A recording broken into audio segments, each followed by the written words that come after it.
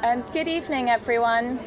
Sorry to break up all the conversations. We're all chatting, and I was like, we should probably just all do this chat together, which is why we're all here. Welcome to our first ever outdoor Beauty Triangle event. Thank you very much for joining us. It's lovely to see you all in person rather than on a screen for once. And nice that we can all sort of come together and enjoy an event like this, weather permitting, in a way that still feels sort of safe and appropriate, hopefully. A little bit of housekeeping just before we start. You're all sort of vaguely socially distanced. Hand sanitizer outside. You'll see the goodie bags. Hopefully you've already found them on your chairs. They're all different sizes. I promise you there's exactly the same stuff in them, so you don't need to fight about them. If it does get chilly, there's blankets and everything, and hopefully you've all brought some layers. So a little bit of background about the Beauty Triangle. We started a little over a year ago, very much as a way to educate and empower audiences on all aspects of their health and well-being, but also to start conversations such as these, and really to bridge the disconnect between consumers and practitioners. So we've done a lot of shape-shifting recently. We've gone from in-person events to webinars to socially distanced gatherings such as these, but our format is always the same. We always, every month, discuss a different topic, always with a rotating panel of 3 practitioners who we refer to as our Beauty Triangle. And we've got the most amazing lineup tonight. Our Beauty Triangle consists of former psychiatrist and body contouring expert Dr. Galyna Selezneva, aesthetic doctor and surgeon Dr. Sabrina Shah-Desai, and makeup artist turned psychotherapist Lee Pycroft. And they're all here to discuss the new normal and what that even means, and I suppose really help us navigate what life looks like going forwards, whether it's social events such as these and how we can come together safely, or whether it's finding the coping skills to enable us to face the future with confidence, or even just how to go about getting our normal aesthetic treatments that we all, like me, desperately craving now. That's enough from me. I'm going to hand over to our amazing panelists to say a little hello, and then we'll get cracking. Over to you, Galyna. Can you ever be a former psychiatrist? Can you? I'm just thinking about that. No, I think it stays with you forever. So I am just a quick introduction. It's been so long. I forgot what we're supposed to do here, but I forgot so many things. Name, occupation. I forgot so many things, and I think we can relate to all of that. It's like the new normal is remembering the old you and making it better. I am Galyna. I work at Dr. Rita Raker's clinic in Knightsbridge. We actually specialize in aesthetic, non-invasive medicine. I am known, I think, as the body person, the body doctor, but everybody has a face and everybody has a mind. So I like to combine everything that I've been through myself as a patient, as a practitioner, and bring it to my patients, I think.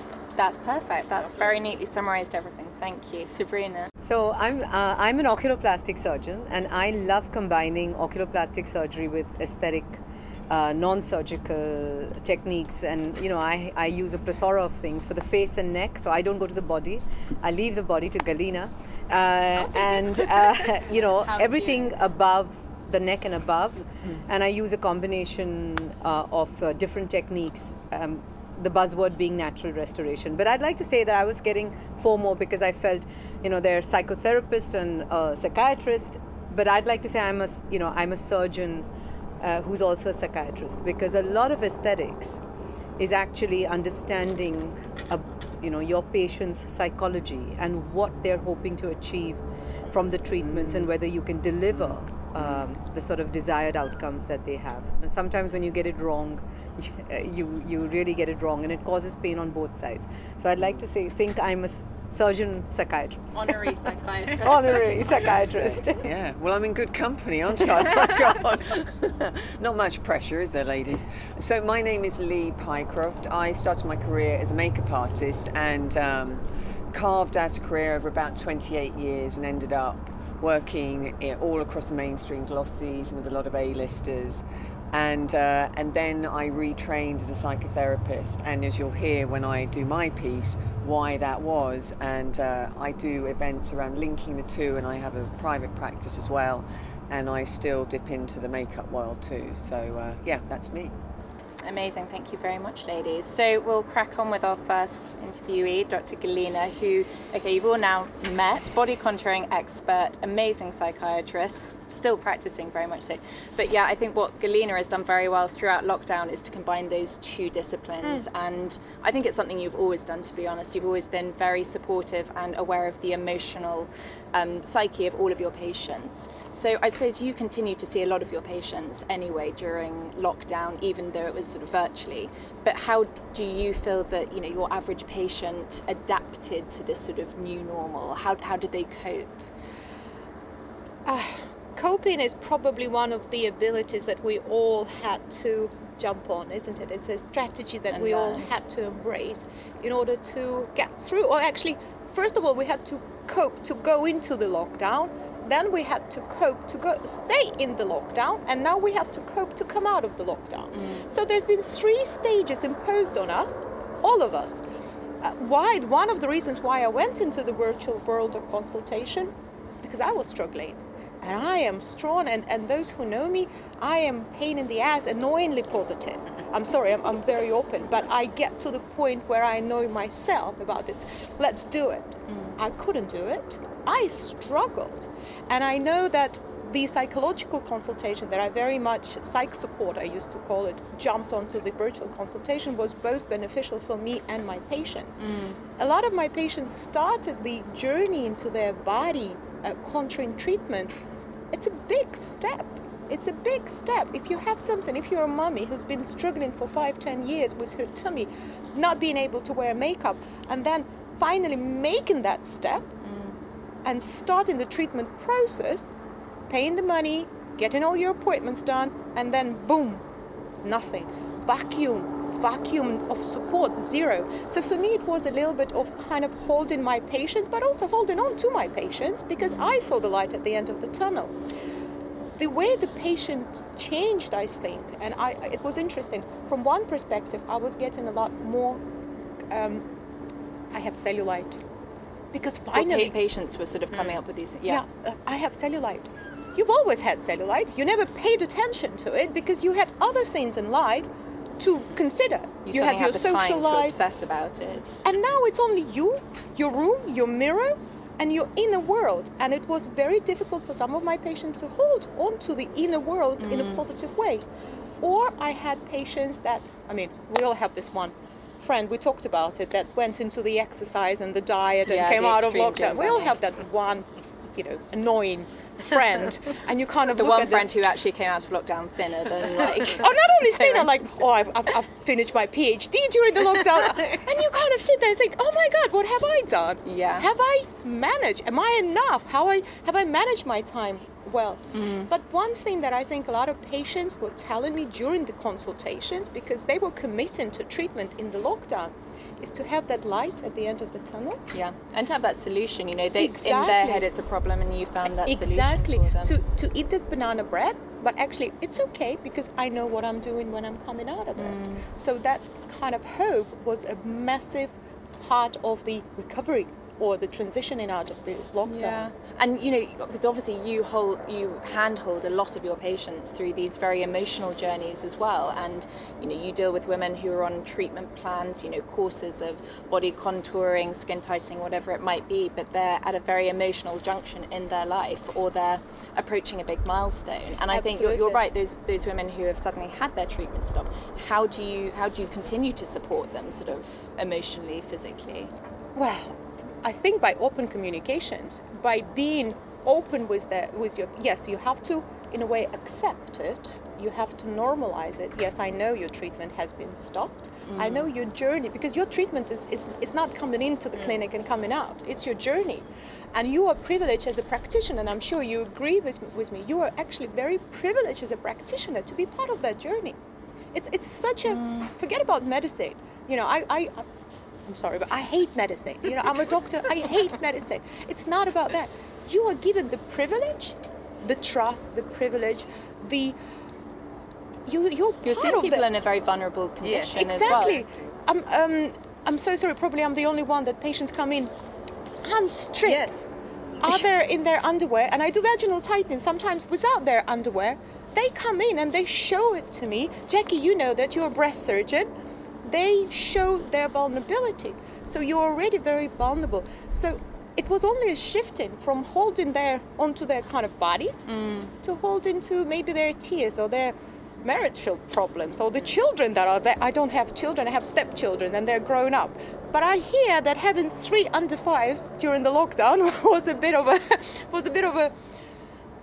a struggle, let's put it this way, with no help, with no support. I think not everyone found lockdown a really nice pressing pause on life. I think if you have young children, that is not how you experienced it. Or husband, one of my lovely patients, I've been with her throughout the whole lockdown, there on the phone. Her husband was at home. And it was a big problem for her because she's very used to him traveling all the time.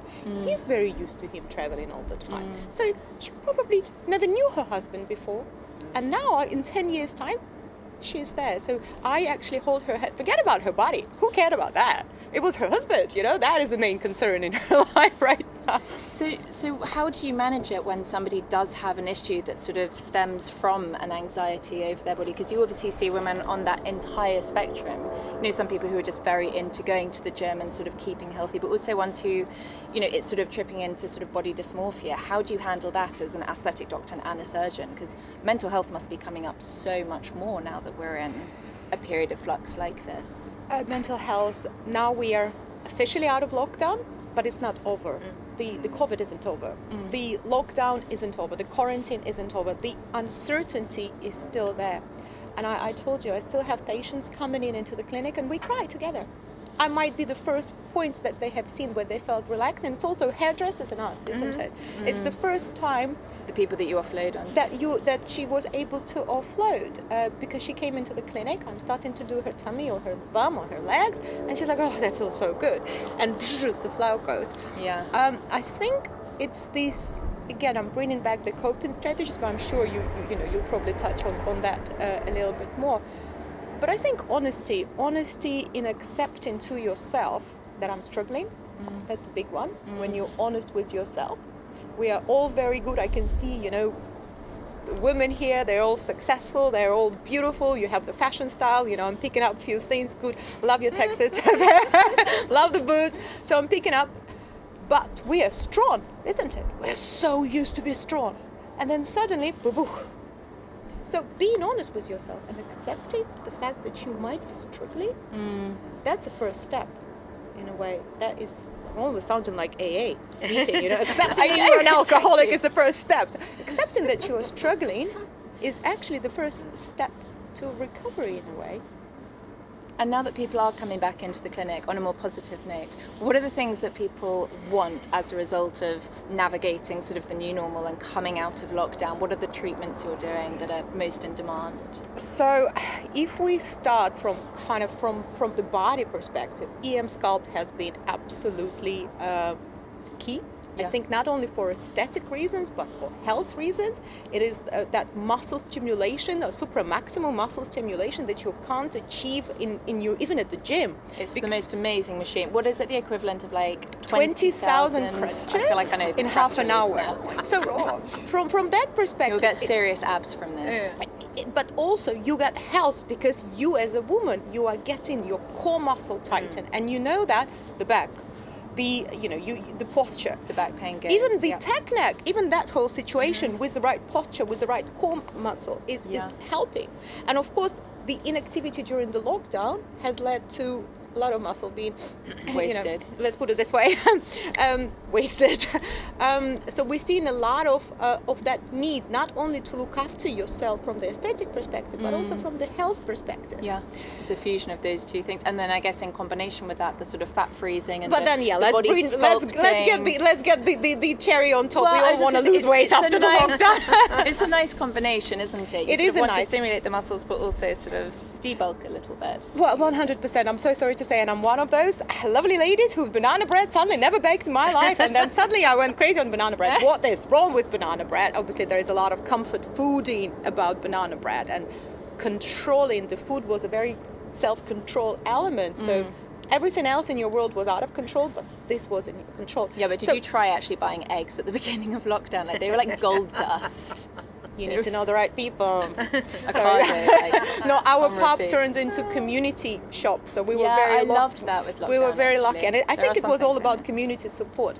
But fat freezing, crystallized, ultracell Q plus, those, the trusted, let's get rid of the muffin top situation is still going strong. If anything, need there's to a come. lot of request for it. Yeah, and I guess probably now because everyone has so much more awareness of their well-being and their sort of general health, things like the M-Sculpt you said are really popular. I mean, you do all sorts. You do like manual lymphatic drainage. Absolutely. We do actually even the technology lymphatic drainage. We have lymphatic... I don't know a single person who have not retained water during the lockdown or felt... Yeah. I don't know, I'm not English, I can't say the right word for this, but you feel so sluggish. And I looked at my own legs. Yeah. Just retained water everywhere. So lymphatic drainage has been very, very popular. And you've got that sort of, what's the suit called? The Lymphistin pants. It's the most amazing suit, and you So basically it's like fall an asleep when you get internal, strapped it is an into internal, very strong, again, above manual, very strong process therapy. So you are getting rid of the retained water, which is very, very important. But I think number one, if I may say, suddenly we're all aware of the jowls. Who looked at yourself at the Zoom or the FaceTime or talking to you, and you're suddenly like, who is this? Is this my new friend? I mean, what is going on? Only because we were holding the phone every single time. Technology and the screens have become our best friends. So this is the gift that you can't get away from it. Yeah, so the double chins and the jowls, massive. So how are you tackling it? How are you like getting it all back God, I where get it needs excited. to be? Apologies. And I will shut up. So we have the new machine, the Ultracell Q plus. I was And that's getting ultrasound. So it is ultrasound, it's high intensity focused Is ultrasound. it painful? It is painless, and that's the beauty of it, because it's painless, there is no downtime, and basically you are providing that bank of collagen top up. You basically put in money, it's like your ISA. ISA, Yeah, that thing. The savings account. Yeah, so basically you're putting collagen, you're like, more collagen, thank So you you're very much. banking it for like later life. Exactly. That's what you mean, like stimulating But it. you are also providing the lift, because everyone goes to the mirror and what do we do? That sort of situation. That's what it does. And with the new technology, it arrived just before the lockdown. I was getting so super excited, and then I had 4 months of not being able to use it. It was nightmare. It's like getting a new toy for you whenever you get one of these new machines. It's just phenomenal. But also it has the function for those of us who don't have enough, let's say for cool sculpting, enough fat, because you always have this little, You need to be able to grab it. Yeah, so Ultracell Q Plus is fantastic for that, because it's just that perfect tool. And also, I don't usually like to talk about it, but I do a lot of correction works after old liposuctions or after bits and pieces that we've done in the 90s or the early 2000s. So when technology probably wasn't as advanced, but also, the old stuff, this machine is just phenomenal because I can use it as a brush. Yeah. And smooth out over. It's just so exciting. No, I It can is so see. exciting. I need to come in and try this. This is a new one for me, having gone into lockdown just as you launched this as well. But it's interesting because a lot of the machines that you use, anyway, from what you were saying, are all very non-contact, and there's been this sort of huge trend towards, minimal whether you're contact. sitting on a, Emzella chair, for Well, example. talking about Emzella chair, there is no contact at all. So Emzella chair is the pelvic floor tightening. And I think we're all getting it as, if we don't have it in the bag, we'll send the emails, we're all getting it as a trial. As a woman, looking after your pelvic floor muscle, it's beyond importance. This has nothing to do with aesthetic medicine. This we has all need nothing it. to do with the new normal. This is just like every day. That is, it is probably the most important thing. Yeah.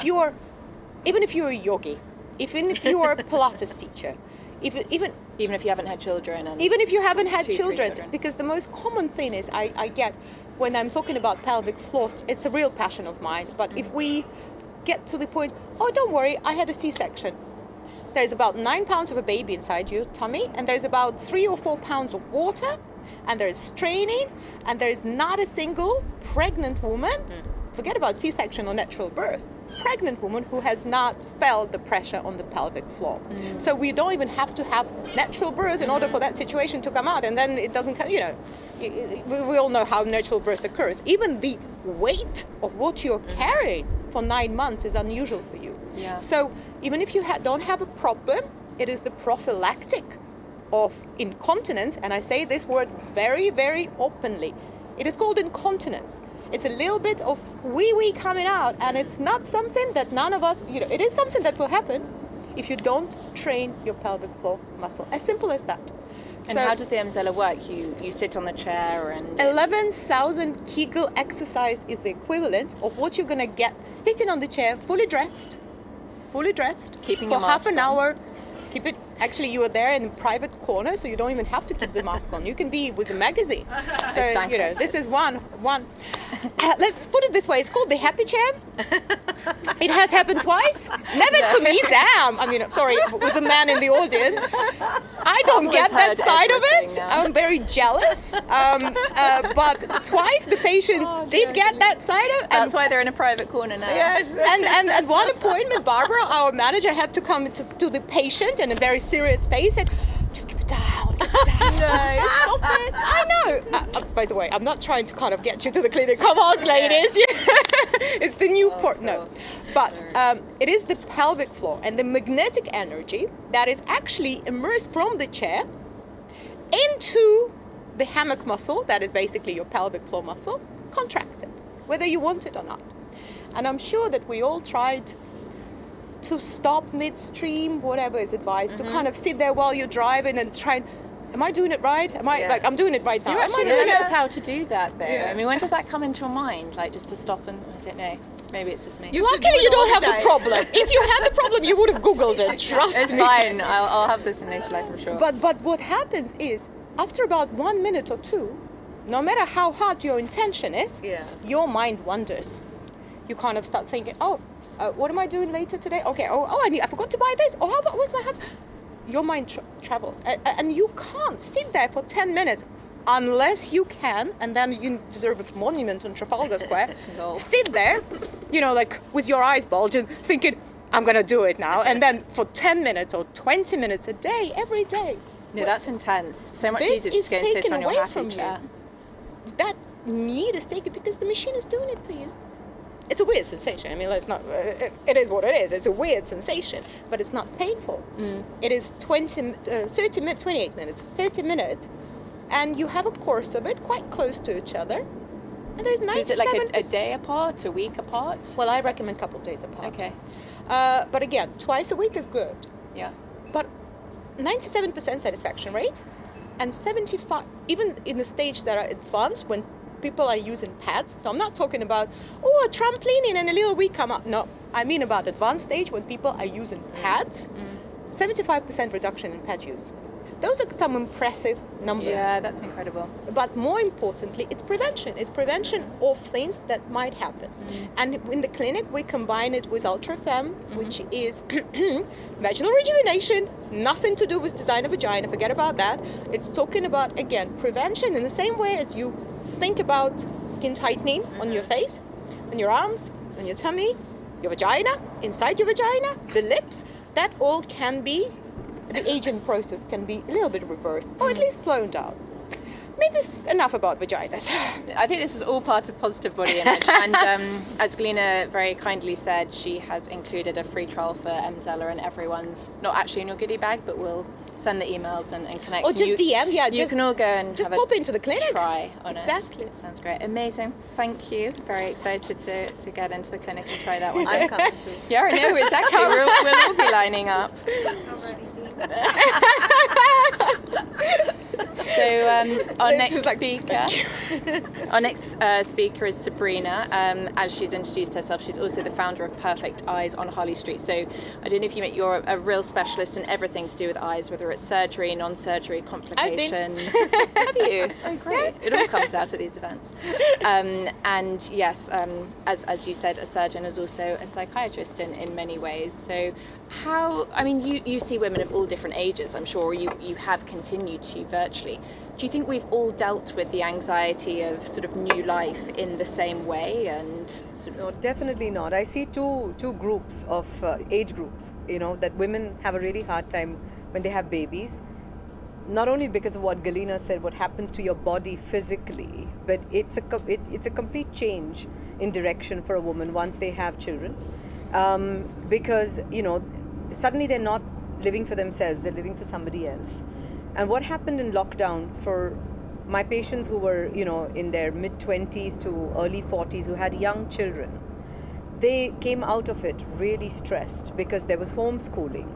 They were with these children 24/7, who couldn't go out, just allowed one sort of, once a day, little walk in the park, and you have to control them all the time. And it was trying to homeschool children, but they were furloughed. Some of them were not furloughed, some of them were working from home. They had the additional stress of the husband. I know, I was just telling Francesca I could have buried mine in the garden. But, so you have the additional stress, and your husband's working from home. Not everybody was furloughed. So I saw that in a lot of young mums when they started coming to clinic post the phased reopening of lockdown. All they could talk about was how stressed they were with what they went through in lockdown, and how they were still battling it, and how relieved they were to be actually finding some time to do something for themselves. So that was, young women. And then, of course, there were the women who were perimenopausal, postmenopausal, and remember, not being able to get your HRT.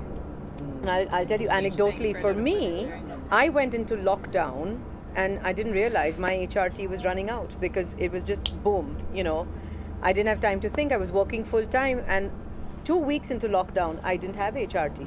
How did you manage? Luckily for me, I could cope for a few weeks, and then we got like a mail order service, and because I had colleagues in the industry who look after me, and so it was manageable. But for a lot of patients, it wasn't manageable. I had my older friends who, had fallen at home. They had dental problems. I had a dental problem. They couldn't access dentists. So for the older patient, it was very stressful because, they were vulnerable. They were scared, but they still had to go out to get their groceries, So it was overall a very stressful situation for both age groups, but I feel it was particularly more stressful for the young ones because they had young children at home. And on top of that, everyone's learning to deal with new channels of communication. It's not just social media, which we're already very well versed in, but it was sort of the Zoom conferences. It's the getting used to seeing yourself on camera, like Galyna was saying. Suddenly there's this obsession with like the lower face because it's all we're doing. It's sort of looking into a phone or into a laptop. Yeah, really what happens is when we talk, so like I'm talking to you all, I'm seeing all your faces. I don't know how my face is moving. Our face, our dynamic face, which is us chatting, talking, laughing, it's very different from our static faces. And often, or mirror face. Often what we do is we take about 20 pictures of ourselves and then authorize or approve just one that we think this is the face we want to show the world. This is what goes on our Facebook or our Instagram profiles because, we filter it. We filter it to the image we want, and that's the static image. But the dynamic image is very different. And what happened with Zoom calls is you are looking at yourself. Suddenly you see, oh, my mouth moves really funnily. I have a fold on one side that I don't have on the other side. And that might be the side you're sleeping on. That's aging a little differently to the side you're not sleeping on. But and you have suddenly, this hyper-awareness of what's going because on you're actually looking at yourself while talking, whilst you're dynamic. And there's no filter. You can't say, no, I don't like this, so I'm not going to see this image, because I want to see another image, because there isn't that option. And I think a lot of patients, the need for wanting to do something skyrocketed. I actually had messages from patients begging if they could come to my home for Botox. And now this sounds... there must have been like a black market for it. Well, Unfortunately, there was. Unfortunately, yes, there was. But you can also understand why, because for them suddenly, and again, when you do treatments, because we do natural treatments, there are two peak seasons that people have treatments. It's the run up to Christmas. So everybody had their treatments and their toxin the run up to Christmas. Yeah. And 3 or 4 months, the toxin's wearing off, and suddenly when we went into lockdown. And so the toxin's wearing off and lockdown continues, and suddenly your second treatment of the year has not happened, and you are looking at yourself constantly. Your colleagues are looking at you because you're doing these Zoom calls. But actually, I don't think your colleagues notice what you notice. They're so obsessed with what's going on their faces as well. Sort of like socializing in front of a mirror. It's very distracting. Yeah.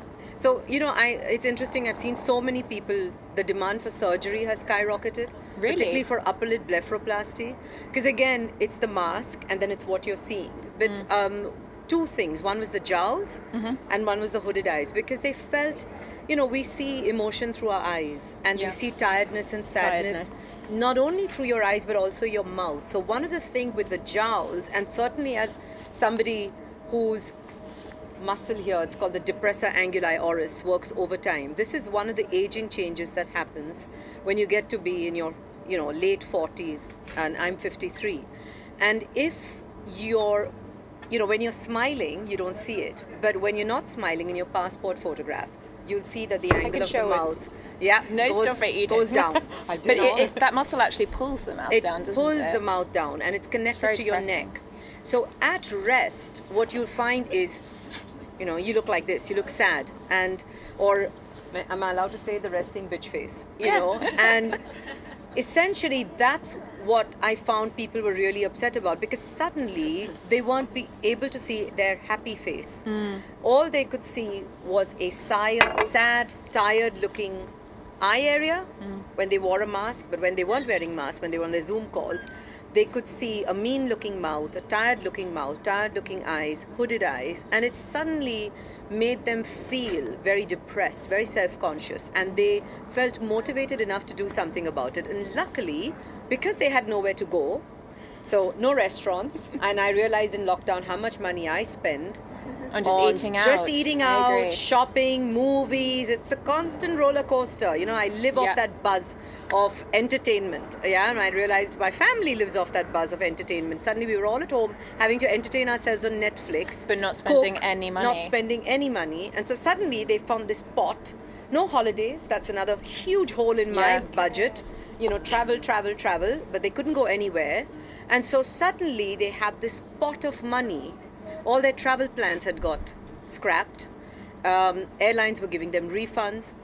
So suddenly they said, well, you know what? I'm going to look after myself. But they've got the money to do it, and they've also got the time to do the research, and they have the recovery time. Exactly. Because no one was going out to see them, a little bit swollen or bruised. Yeah, I mean, the number of times, and I still hear it. In fact, the demand for surgery this month is crazy, because people are saying, I'm still furloughed, so I want to have my surgery. Can you do my surgery before I go Yeah. back to work in October, because I'm still furloughed. So this when, has been a did big... you go back to doing the surgery and all the non-surgical procedures? So it's very interesting. The day Boris announced on the Sunday that you can, if you, in his convoluted manner, if you can't work from home, you can go back to work, whatever. That really clear-cut I was message. like, I have to operate, because I was, I am one of these annoyingly goal-oriented people who needs to do things all the time.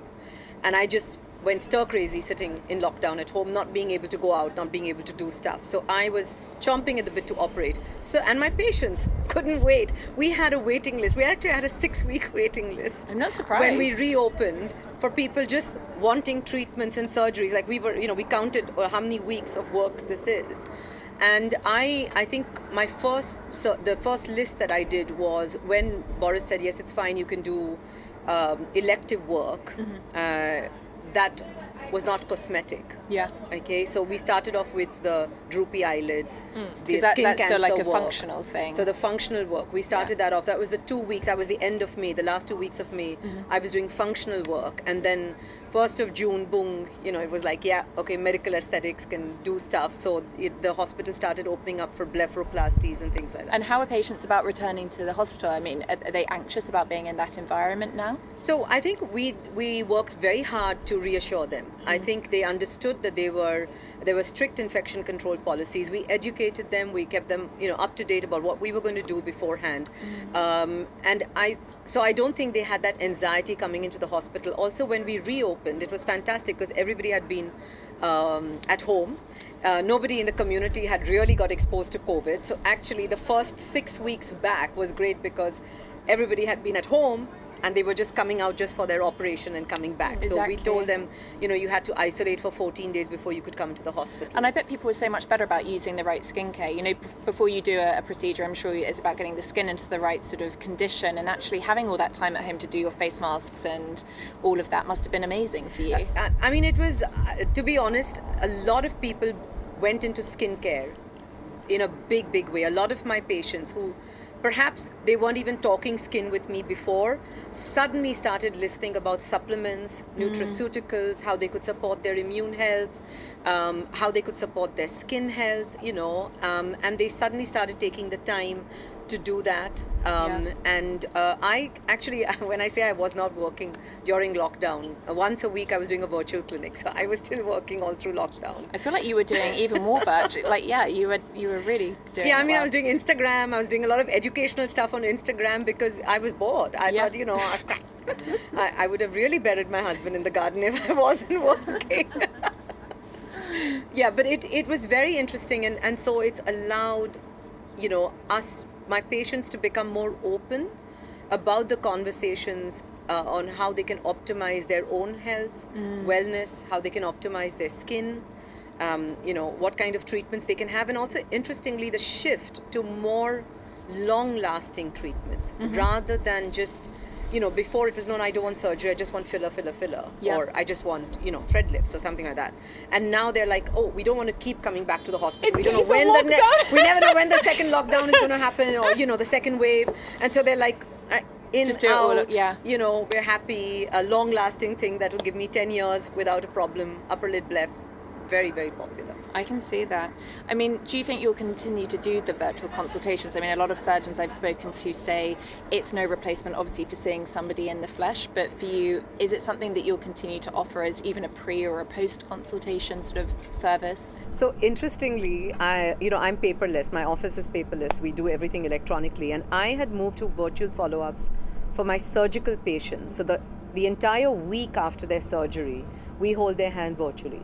They send us photographs and we hold their hand virtually. So that has been the way my practice has run for years. Yeah, it's amazing. It's so forward thinking. So, but it was just because they're not going to keep coming back in. And, I'd also learned from the NHS, you can't just drop them. It's like, you've operated on them and then that's when they need you. They're the most vulnerable because how much ever you tell somebody you're going to look like Mrs. Frankenstein the first 5 days and then like a close family relative the next 5 days after having your surgery, when they look at themselves in the mirror, they're vulnerable and they're scared. And so, it becomes very real for them. So the very next day, the day after surgery, is when they really need that hand holding. So I had moved to that virtual model a long time ago. For me, I think virtual consultation, virtual follow-up is a phenomenal way. It's worked fantastically for both the patient and me because it's very time convenient. You don't have to travel. People are scared to use public transport. We have optimized the virtual consultation so that I have a very particular way in which I ask them for photographs.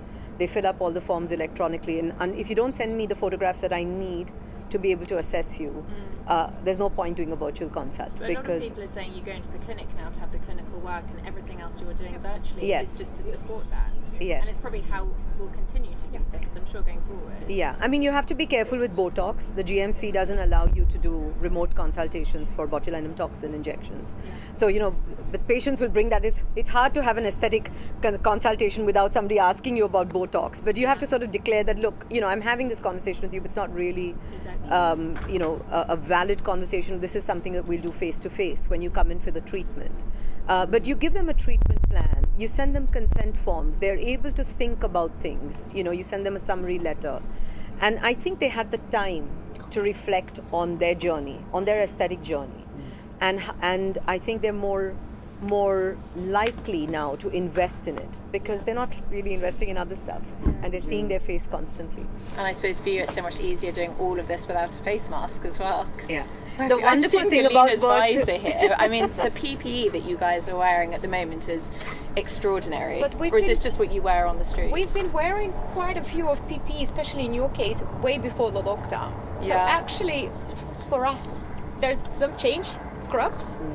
But for you, there is... Yeah, I mean, but that mask is different. So this used to be the surgical mask. Galyna can hold it up. And it's a very loose-fitting mask. And we, as surgeons, Jackie and I, we wear this, right?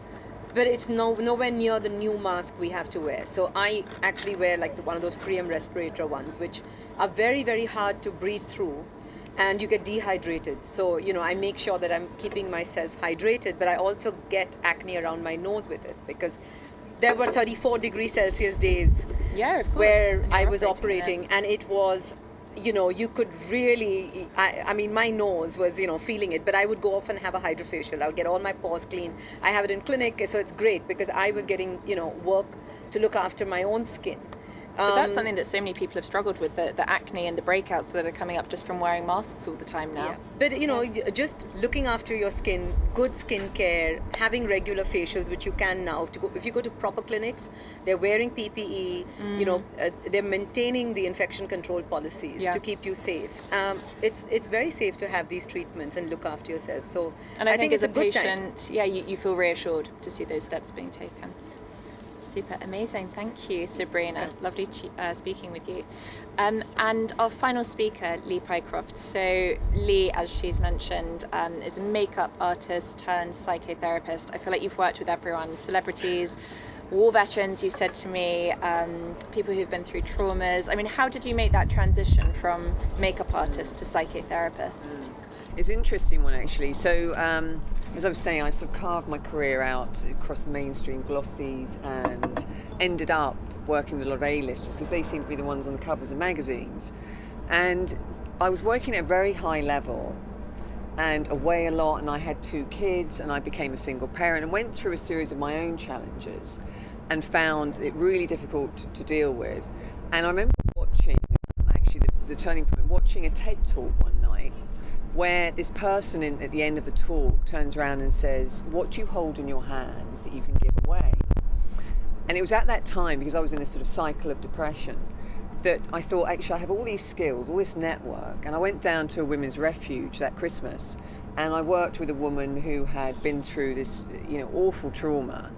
And from that, I started to then take teams of artists into all sorts of different vulnerable sectors, from women who have been through domestic abuse to people who are terminally ill to women who have become carers for their war veteran husbands. And it was an amazing thing, because going from the storytelling process that comes as part of being an A-list makeup artist, there were these people that were going through this sort of transformation while they were having this makeover, because we were giving them, you were getting their hair done, their nails, their makeup, and we ran it at sort of events for up to 50 people sometimes. So when Grenfell happened, we did a huge event there for the people that were bereaved and involved in that tragedy. And when I started getting all these emails from people just saying this has been a turning point for me, and having this incredible sort of transformation. So from that, I remember thinking, well, it can't just be about the makeup. I mean, I know I'm good at makeup, but not that good. But really, and so then that was really why I decided I'd become a psychotherapist, because I wanted to dig down into what was actually happening in these situations. Why were these people having such a transformation in such a short period of time? And it wasn't like we were changing their lives indefinitely, but I suppose what was happening is we were giving them an opportunity to experience something different to what they were ordinarily going through. And I think the fascination for me, because I've been working with people who are at the pinnacle of their career, and what culturally we would say they're incredibly celebrated, through to these people that were just on the edge of their life, really. And in fact, some of the women I work with who are terminally ill, we would go through this sort of, might even just be getting their nails done, and we would get these letters back just saying, that meant so much to me. And when I became a psychotherapist, I realised that what we were actually doing in a lot of the instances were meeting a lot of these people's emotional needs. We were putting them into different environments. They had a sense of belonging. They had other people around who were going through something similar. We were giving them a sense of status, because they've been through such challenges and almost forgotten that part of themselves that they had lost touch with through, the trauma, through the challenges, through the relentless, turmoil they'd been going through. And their self-care was practically non-existent. And there we would sort of put on this bit of makeup, get their hair done, they would look in the mirror and suddenly remember a part of themselves that they had forgotten in the process of going through this. And so it became a real fascination for me that this was, that we were able to do this and give these people an opportunity. And I remember one woman wrote to me and she said she'd been through spiritual abuse for like 10 years, and she went out and bought herself a face oil after one of the events. And she said to me it was the first thing I'd done for myself in a decade. That's and incredible. You just think, Isn't that amazing? And that wasn't, that was the ripple effect. It was a stepping stone to going on to doing something else. So we were just giving people windows of opportunity. So that was why I became a psychotherapist. I thought, well, this is really interesting. There's people It's a very interesting connection, the makeup to the psychotherapy. Yeah. And I know that you said, I'm great at makeup, I'm not that good. Like, I do think makeup is still a very powerful tool to get women or men, it's open to everyone, to find another side of their personality to sort of bring forth and connect with. I mean, particularly in a time like now. It's a really interesting thing, actually, because I often think, people wear makeup because we feel something different, right? Yeah. It helps us feel something. We put it on, we go through the ritual, and the rituals we have each day, determine who we become, right? And I suppose that when you can use makeup in a more conscious way, and your skincare in a more conscious way, and sort of from a therapeutic point, weave that in with some breathing techniques, with some visualization, with calling upon the characters, the most times in your life when you've been most resourced, and call those characters to the fore and play with the makeup aspect. It can be a very powerful tool to help you cope. And I mean, I've certainly met people who, I remember one woman I met, and her father had passed away, and she was saying, I keep getting up and putting my makeup on, I feel really shallow. Yeah, but I suppose for her it was a ritual, and it was a ritual, and it was a form of control. She had this ritual. She would get up every day, and she would put her makeup on, and she would feel like she was facing the world, and she was in a way. And I said to her, well, you're honouring yourself, and you're honouring the memory of your dad. So it was a really positive thing for her. It made her feel courageous. I mean, people say that, they describe makeup as war paint, and you can actually see that connection, can't you? It's putting something on your face that makes you feel ready to face the world. Yeah, and I think that, when I started doing makeup, the dialogue around it was all about sort of very much the language was sort of anti-aging. There was something wrong with you that you needed to fix. Now it's much more about choice. It's about having these tools and technical things that we can do, which are so high tech. It's much more celebratory now, exactly, isn't it? It's a celebration. In fact, it's a celebration I feel of you. like aesthetics in general has gone the same way. I feel like anti-aging is now such a dirty word. Even in skincare, you very rarely see it. Yeah. It is much more about, the collagen banking and the rejuvenation. Totally, and and the language we use around it, I think, is really interesting. Yeah. Because when we talk about being replenished, rejuvenated, nourished, celebrated, it's very different to saying, anti-aging, I'm too fat, I'm too old, I'm too this, I'm too this. Are you growing bolder or are you growing older? It determines how we perceive the lens with which we see the world, right? Yeah. So that was why I transitioned. So I've got a little private practice, and now so I sort of see private clients as well. But I think there's a definite sort of connection. And do you think the way that we're sort of using makeup as a tool now is changing? I mean, as Sabrina was saying, we're all in masks, so this focus is suddenly on our eyes. Or, I mean, me personally, I didn't even really wear makeup during lockdown, and so actually even going back to putting it on for like events like this is like a real thing. It takes me so long to do it. Like, do you think we're changing sort of how we use makeup now? I think there was definitely a transition more into skincare and into more self-care aspects over the lockdown. I think that I always sort of promote the play side of makeup now. Yes, we've got the masks on. This is a time to celebrate and play with your eyes, with maybe doing more mascara, sculpting your brows a bit more. Just bringing that element in. And I think it is that time, just putting that moment, that pause in your day to take that time for yourself, to play and to spread some joy and to set your intention for the day of how you're going to show up in the world, which will have a huge impact on how your day unfolds, You set and even making sure you're still taking that time, because I think in lockdown it was probably easy to have these rituals, whereas now that we are sort of slowly going back into the real world and we've suddenly got deadlines to meet again, it's even more important to retain that time to do these things. Yeah, absolutely. And I think because what we were saying earlier about the prolonged uncertainty we have, which causes people certain levels of stress. And I think COVID's definitely taught us that we think we have control over lots of things, but in fact we perhaps don't have much control as we think. And so the ability to be able to have emotional flexibility around what we do and use those rituals to really play with that, I think you're right. I think we had a lot of control during lockdown, because I think there were rules and it was all very designated what we could or couldn't do, whereas now I think coming out of that there is so little guidance as to how we are supposed to be operating, and that's quite destabilizing. And maybe I mean, the only sort of thing about lockdown also is that in the sort of approach I use, the approach I use based itself on the premise that we all have emotional needs, and when those emotional needs are met in balance, then we tend to feel better, right? And of course, when we're in lockdown, all those emotional needs are not being met in the same way as they were before. And for instance, connection, intimacy, attention, it's been very sort of fragmented. Now, coming out of lockdown, we have more access. We can go see our friends. We can perhaps visit our family again. But it's just that you maybe have more economic uncertainty. Maybe you have more uncertainty in other areas of your life. But it is also an opportunity to be able to focus on what is within your control and on maintaining emotional flexibility and the temptation when in a stressed state to go into sort of catastrophic thinking. It's either this or it's that. And when we're in that sort of fight, flight, freeze mode, then that's when the catastrophic thinking takes place. That's so true. And we were talking, weren't we, about sort of potential coping skills for people. And I often you had the most amazing analogy. It's like a ladder. Yeah, so you sort of think of your sort of nervous system like your fight, flight or freeze as like a ladder. But if you think at the top of the ladder is when you feel that you're most connected, when you feel that you're most seen and heard, when you feel like things are possible, like challenges come your way, but you feel that you can deal with them. There's a broad perspective on any challenges, right? And that's when you're sort of at the top of the ladder. And then maybe something might happen and you start to feel a bit overwhelmed and the world's not such a friendly place. That's when you slip down into a bit of fight or flight.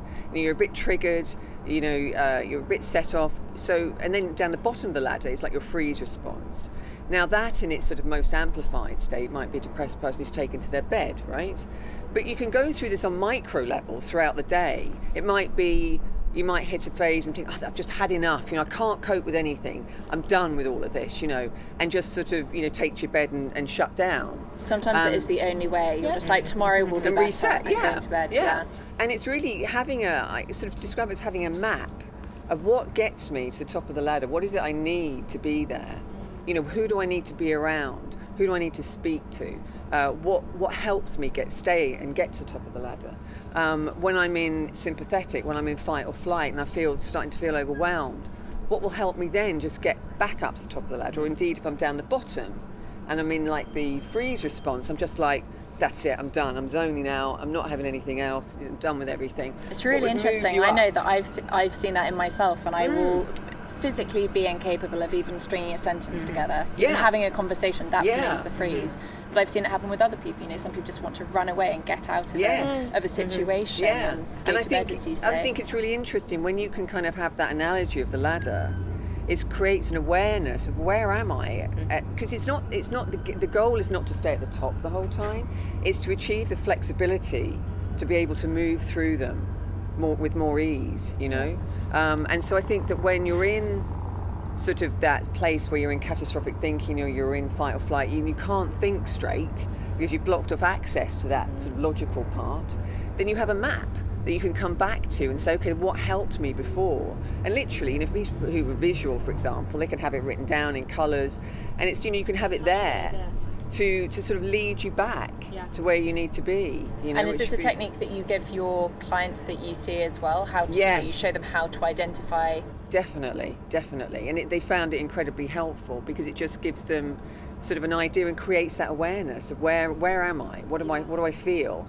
I think that we can be quite disconnected and be in our head, and to sort of what do I feel in my body? Where do I feel it? Yeah. What do I? Because it is a very physical thing. Yeah, absolutely. Feelings. And we have to learn that there's a lot of talk about dealing with thoughts. If I deal with my thoughts, then I'll be okay. And of course, that's a part of it. But we're emotional creatures. We live our lives through emotion, right?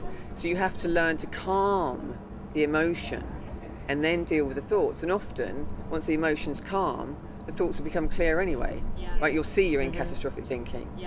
So it's like the breathing techniques, it's like grounding techniques. It's very interesting because I think as soon as you rationalise it, it stops being a very scary thing. That's right, yes. And you can very easily pick your way through it. Yeah. I mean, I think the thing that a lot of people have found throughout, sort of transitioning from lockdown into normal life now is this inability to plan. I think it's something that we've all sort of picked up on, whether it's a procedure, whether it's sort of a treatment journey, whatever it might be. You know, I was trying to plan a wedding this year, and that's been obviously not fun. Sorry, not to get out my tiny violin, but all I mean is that everyone is, you know, it's a holiday they can no longer take, it's a wedding they can no longer do, it's a treatment journey. So how, going forward, I suppose, can we all cope with that? How can we deal with the uncertainty of not being able to plan very much?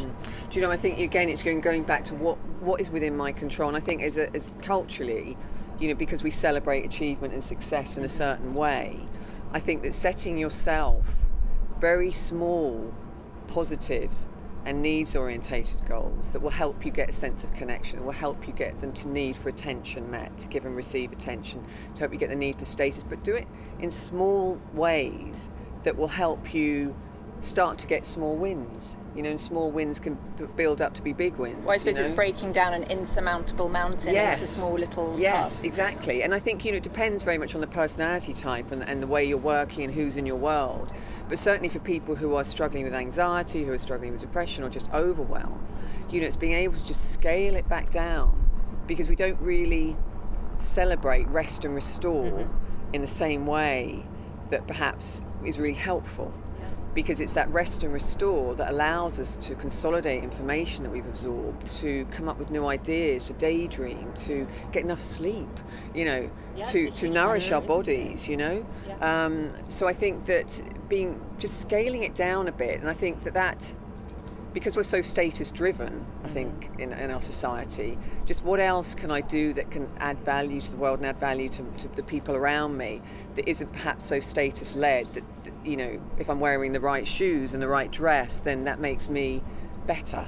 Do you know what I mean?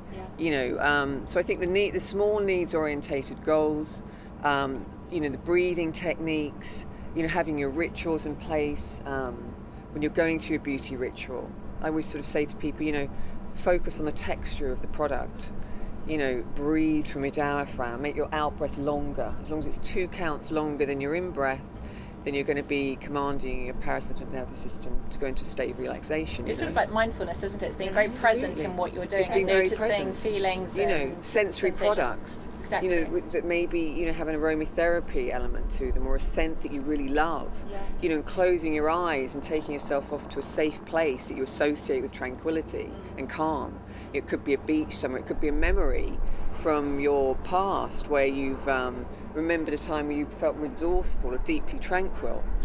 Because the other thing being that when we are anxious, you know, we're misusing our imagination, which of course is one of our greatest resources. It's so true. You know, and I always think I am at my most imaginative and spontaneous probably when I'm at my most relaxed. I have the best ideas on the beach or on the treatment table. Where were you during my first 2 weeks of lockdown? I'm sorry, that's where I'm sitting here and so it's that, you know, so that kind of beauty ritual when you're cleansing and everything, and just using that imagination to vividly conjure up not only what you saw, you know, at that time when you felt tranquil and deeply resourceful, what did you feel? What did you smell? What did you hear?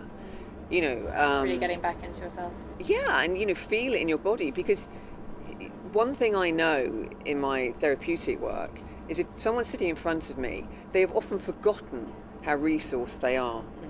They've forgotten about the bags of resources from that time when they, you know, felt courageous or brave or whatever it is, you know, and because they're in this state of overwhelm and they're in catastrophic thinking and they just can't think straight, sometimes it's reconnecting ourselves with those resources and reminding ourselves, you know, and that also moving forwards into this place where, you know, things would feel uncertain.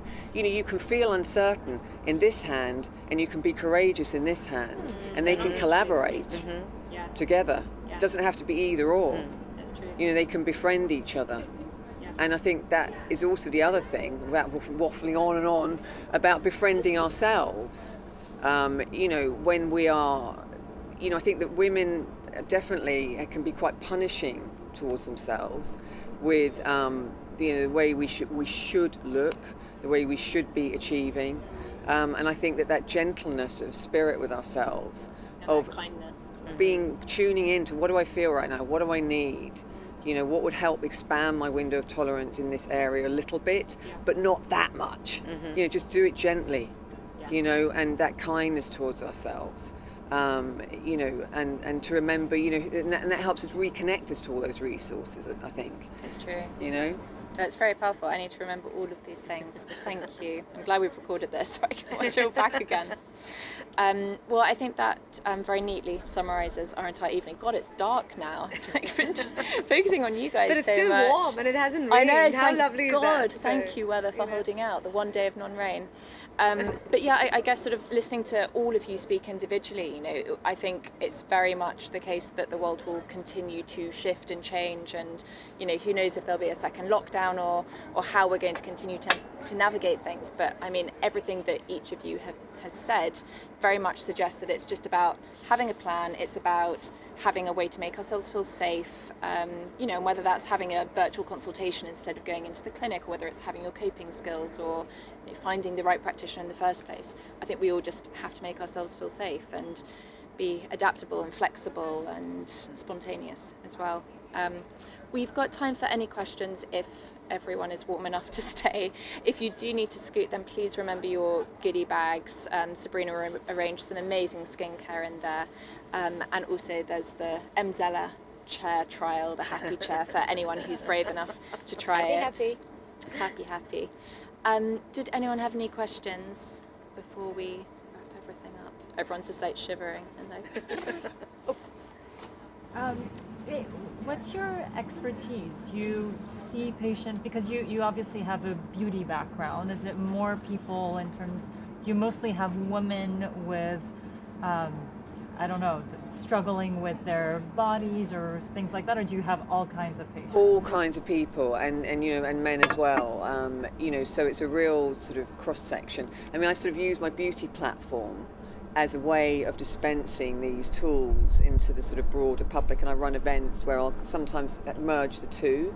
So I'll teach people different makeup skills and coping skills, but the one-to-one psychotherapy work is a broad section. So, you know, quite a lot of men, quite a lot of, you know, women, you know, anxiety, depression, overwhelm, relationships.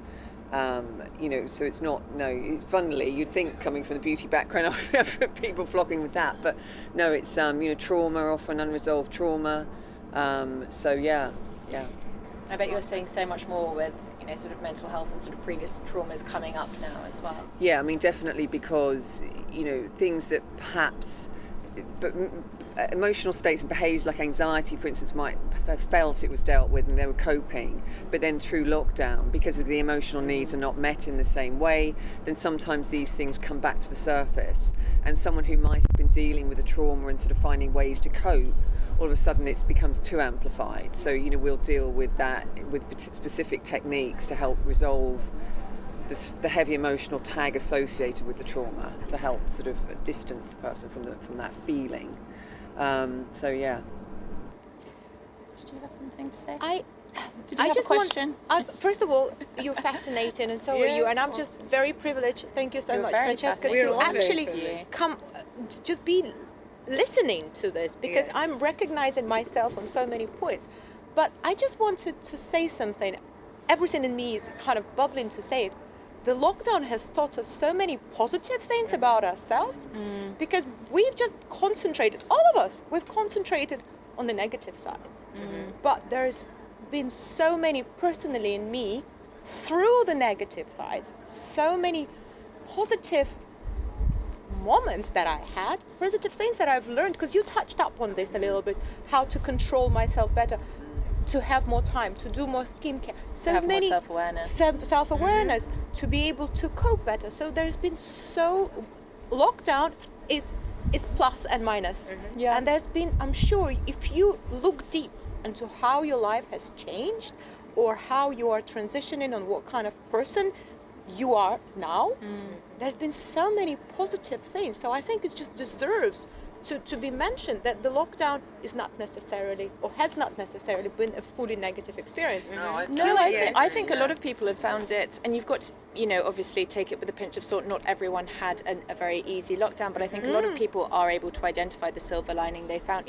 I've spoken to many professionals such as yourselves who used lockdown as a very interesting time. Your clinics closed down, your businesses paused temporarily, but you've all redone your websites and you're on social media and you're communicating with people differently. And I think there are so many powerful ways that we've all come out of this, and we're looking at life differently. So I think you're completely right. It's such an important thing to acknowledge. I think that also when growth calls us to be stretched and to be challenged. You don't grow just by being comfortable. Exactly. You can become comfortable, and your comfort becomes your cage. Yeah, that's so true. And as they say, a diamond's created under pressure, right? Yeah, that's true. And I think that's why so many of us, everyone is sort of anxious about returning to sort of what life used to be, because you're right, we did get used to a new comfort zone in lockdown and coming out of lockdown, and I suppose it's re-establishing what comfort means to you in a way. Safety, security and growth. Yeah. But I also, my children ask me this just because they're worried. They're going back to uni, they're going back to school, and they're worried, right? And at the end of the day, there is that uncertainty, but it's a very simple thing. This is to put COVID-19 into a medical perspective. It's a respiratory virus. You are going to get it if you are mingling with many people and not keeping your social distance, and you're not washing your hands. So essentially, once you understand that, and the fear factor goes out, because as I said, I've been back at work for more than 3 months. When I started, my children were petrified. Mummy, why are you doing this? Why are you exposing yourself to risk? And I said, no, I'm not exposing myself to risk. I am being very careful, and I'm working, because we are going to have to navigate to get out of this. And you can't hide at home constantly. You can't. You can't go into the shell. It's very important for you to have that time, to use that time to rebuild, restore, to question yourself and question your life choices and grow internally. But then you also have to go back to the world. But if you keep that fear in your heart when you go back to the world, it's killing your immune system. So don't be afraid. Because I tell my children this. I've been operating for more than 3 months. I'm an Asian woman on the wrong side of 50 with a kidney problem. So I'm at risk. But I don't feel afraid, because I'm very careful. I don't touch my face. I wash my hands. I wear my mask. And I keep my distance. And I think you've rationalized it as well. You're not just seeing it as this big thing to be afraid of. Much as Lee was saying, you have to rationalize almost how you look at your nervous system. Until you understand, there's always knowledge in that power, isn't there? Power in the knowledge, rather. Exactly. So, I've had fun with the masks. I've bought funky masks. I've bought masks for my whole family. I've really been big about educating not only my staff, but my patients, my family. And I don't want you all to leave with the fear here of navigating the new normal, because let's face it, we're going to be like this, at least until spring 2021. I don't think there's going to be a vaccine round the corner. So it's very simple. It's simple. You can work. You just have to learn to live with the mask. And get used to doing events outside as well. You're all going to be freezing for the next 6 months. I think it's wonderful that you summarize it like that, because the truth is, like you said, Francesca, we coped with going into this, but the reality of going into confinement was also that we all went into this together. It's not something that happened to me, it's happened to everybody. Right. So there was we have to adapt and we kind of have to cope, but you have this sense of like, the world is going through this. There's a solidarity when everyone is in the same. And it's so nice to have these discussions, and because it's true, you come out of it and that's individual. You come out of it and you figure it out yourself, and you're not going through that with the world anymore. So it's sort of nice to have these discussions. And I love that. Question, There's it's just the a thank you. camaraderie. No, I love Good, that. I'm glad. Were there any other questions? Is there a question over there? Oh no, sorry, that was just a hello. Well, if there aren't any more questions, then all that's left for me to say is a big thank you to our incredible lineup of ladies here. Thank you. your amazing words of wisdom, and I think you've been really riveting. And I've learned so much from listening to you all, and I think everyone has. And yeah, it's nice to leave a talk with so much positivity in amidst a slightly less than positive situation. So thank you for bringing the light back. Thank you. And thank you everybody. everyone for joining us. Thank you for bearing with us and wrapping up warm. And yeah, hope to see you at another event. If you don't already get all of our invitations, sign up at our website. It's thebeautytriangle.com, and we'll make sure we always keep you in the loop. It'd be lovely to see you all again. And thank you for coming out and joining us. The And first see event you again. post-lockdown! I know.